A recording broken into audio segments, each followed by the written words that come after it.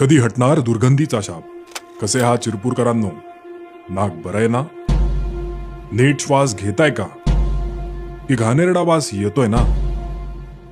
करवनची starch factory दररोज घाणेरडी दुर्गंधी सोडतीये.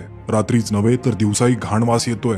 तुमची वास ओळखण्याची क्षमता हळूहळू नष्ट होतीये. बाहेरून आलेला एक व्यापारी ती फॅक्टरी चालवतो, तुमच्या नाकावर टिचून दररोज दुर्गंधी बाहेर सोडतो. आणि इथले स्वतःला सर्व शक्तिमान म्हणणारे नेते गप्प आहेत. ये सेटिंग क्या बोलताय?